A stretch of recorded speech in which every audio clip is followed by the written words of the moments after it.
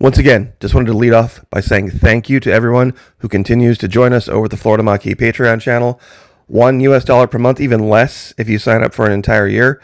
We can partner with Vimeo and we can talk about things like adults with very little or zero censorship.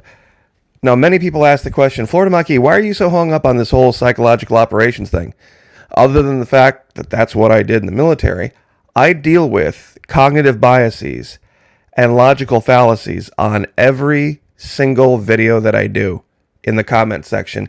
There was one particular one regarding Antarctica that we're going to talk about today to highlight this, to show you how easy it is to fall into one of these mental states or one of these mental biases without even realizing it.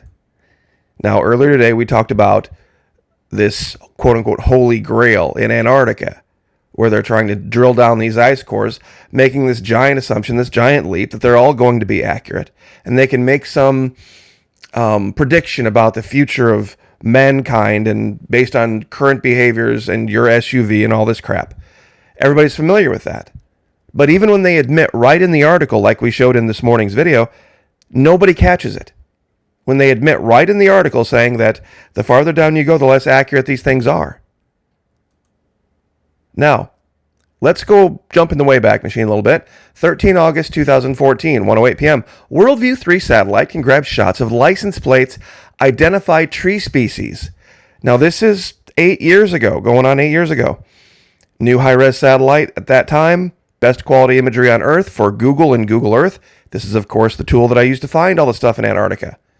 They could even tell at that time if trees were healthy and what the species was, just by being able to look down with a satellite and staring at the leaves of trees.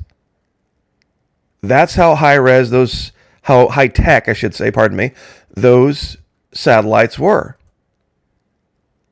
And this is the link to this, once again, talking about this, that took off from Vandenberg. Now, in those years, they took some amazing pictures of Antarctica. This one, of course, a burial mound. I don't know how anyone doesn't see the image of Baphomet here. We got this in 2 different layers. We, of course, found the infamous pyramid. 2 different distinct locations where we found saucer craft crashed and frozen in the ice. But in today's video, I want to talk about this specific find I found, did a video on 21 September 2019, because it set some people off. It actually made some people mad. People that had been fans of my channel were getting infuriated because they were using Google Earth Pro and they weren't finding the things I was finding. They thought it was some giant conspiracy theory that Florida Mach is really somebody else, and he's working for the government, and this is slow disclosure. What people didn't know is that before I released one video talking about Antarctica, I had found 12 or 13 things. So that in case somebody said, hey, how can you do this? I already had a stable of videos saying, look, I have found more than just one thing. It's not just a one-off. Well, you see, that wasn't even good enough for some people. Now, this is the link to that video. Ancient high-tech fighter aircraft spotted hidden on the ice in Antarctica. Civilization confirmed. 10,895 views, 21 September 2019. Now, there is this thing I fight with all the time, and it's a logical fallacy. It's called middle ground. You claim that a compromise or middle point between 2 extremes must be the truth. What does this have to do with Antarctica? I know you guys want to know. Believe me. It has everything in the world to do with it. If you search Florida Mach, M-A-Q-U-I-S, not Marquis, not Marquise, Florida Mach, M-A-Q-U-I-S, one of the top results will be this video from this guy, and I've asked YouTube multiple times to take it down because the guy lies right through his teeth. It's this Nigel Nightmare 12R, Florida Mach is a jerk, hear me out. Now, he talks about how he watched this particular video and how he said that, well, I was really nice about it, and while it kind of looked like it could have been an SR-71, I told him it wasn't, and he got upset. It's a little bit more complicated than that. It was a comment thread where basically the idea was this. There are people out there who believe if you're right and they don't somehow contradict you in some way, it makes them feel less. It makes them feel too much like a follower. They feel like they're not smart just because you figured something out. So to make themselves feel smart, they try to find something to nitpick and contradict. And if you don't allow them to go off and just nitpick every minor little detail and acknowledge it, then you're a jerk. Now, 7,000 views on his video bitching about me. If that doesn't tell you what YouTube's bias is, I don't know what will. But it's exactly the argument. It's the Sam and Rebecca argument from Cheers.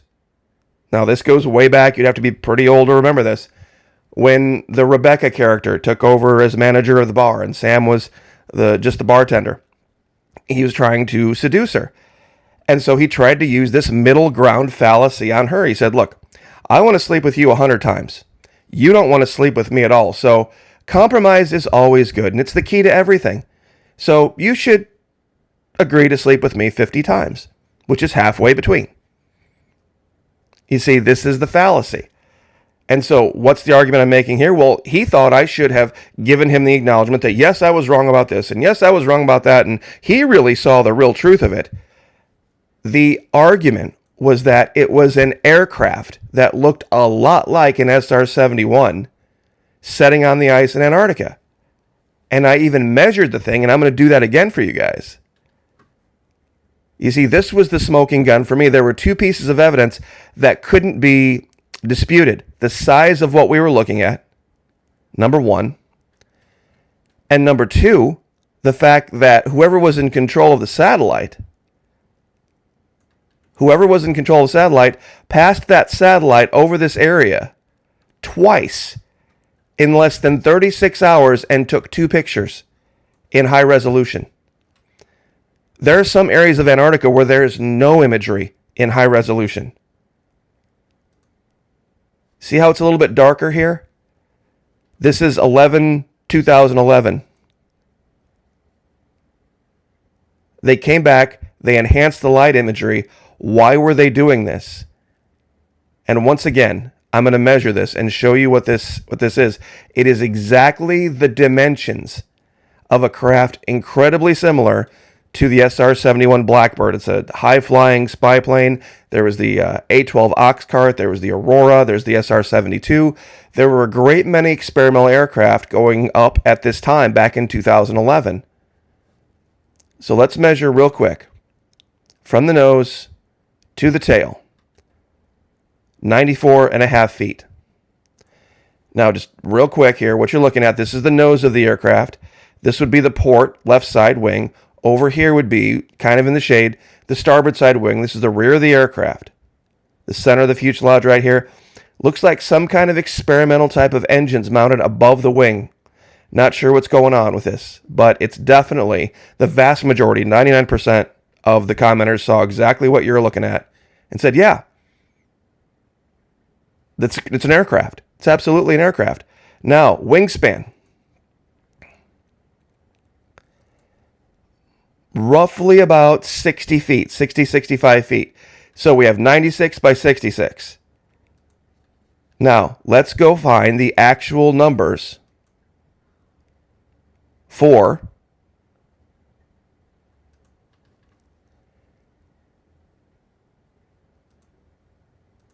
that aircraft. Now, here's the SR-71, the A-12 Oxcart. This is an experimental thing that I couldn't even figure out what it was. This was, I believe it was called Valkyrie. This is the SR-72.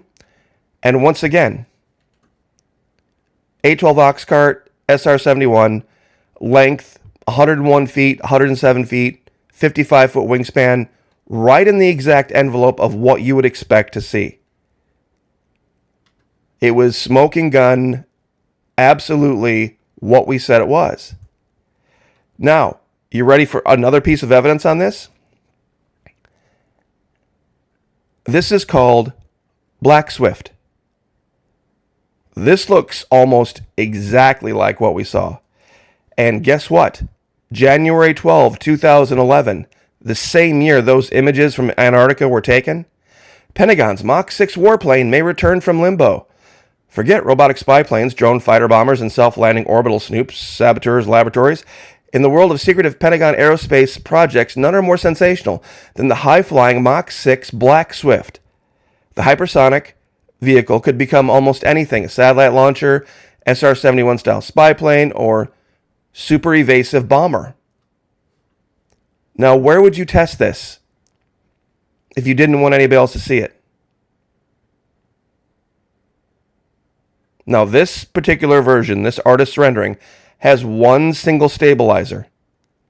But you see this large area here, this large raised area in the center of the aircraft?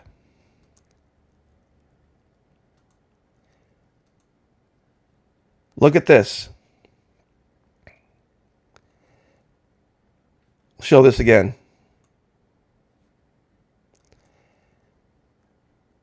This just looks like one of the prototype for that particular aircraft.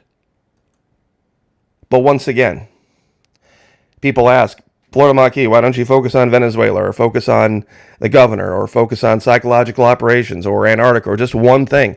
Because there's one thing that ties it all together. No matter what you talk about, you're going to have people show up that will try to find a way to nitpick. This is another artist rendering of an experimental craft that they were developing at the time.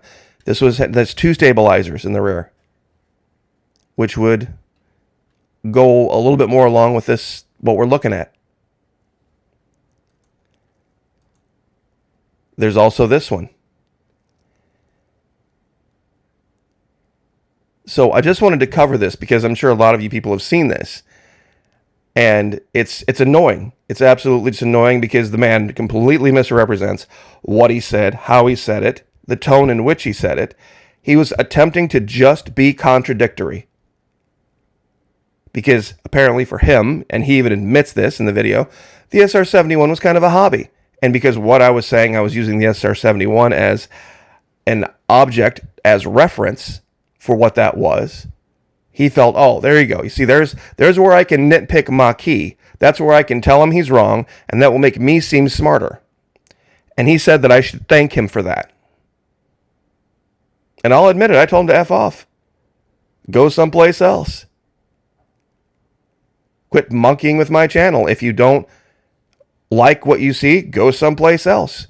If you don't agree with me, that's fine.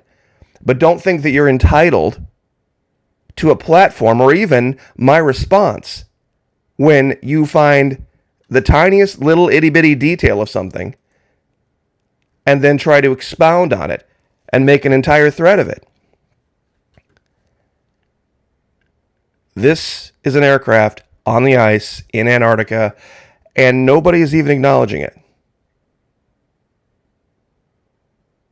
Where it came from, whose was it, why was there a satellite sent over Antarctica that took 2 pictures, high res, of the exact same region within 36 hours?